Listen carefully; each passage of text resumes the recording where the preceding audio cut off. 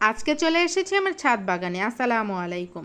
আর আমার এই ছাদ বাগানের ছোট্ট লেবু গাছটিতে ধরেছে অনেক লেবু, মাশাল্লাহ। আর এই তাজা লেবু দিয়ে আপনাদের সাথে আজকে শেয়ার করব ঠান্ডা ঠান্ডা লেবুর শরবত। এর জন্য প্রথমেই টিউবওয়েল থেকে পানি নিয়ে নিয়েছি, তারপর লেবু ধুয়ে একটা লেবু কেটে নিয়েছি, এরপর লেবুর রস করে নিয়েছি, একটা গ্লাসে নিয়ে নিলাম, এরপর দিয়ে দিলাম সামান্য পরিমাণে বিট লবণ, এরপর ঠান্ডা পানি দিলাম। এখন দিয়ে দিচ্ছি চিনি। চিনি দিয়ে ভালোভাবে নেড়ে চেড়ে দিব। যে গরম পড়েছে, এই গরমে ঠান্ডা ঠান্ডা লেবুর শরবত খেলে মন প্রাণ জুড়িয়ে যাবে। এখন আমি ডেকোরেশন করে নিচ্ছি। এখন দিয়ে দেব 3 টুকরা বরফ। বরফ কুচি দিয়ে আমি আমার বানানো লেবুর শরবতটি এই পাত্রে ঢেলে নেব। আর আমার এই লেবুর শরবতটি তোমাদের কাছে কেমন লাগলো? যদি ভালো লেগে থাকে তাহলে অবশ্যই আমার চ্যানেলটি সাবস্ক্রাইব করবে। ভালো থেকো, সুস্থ থেকো। ধন্যবাদ সবাইকে। আল্লাহ হাফেজ।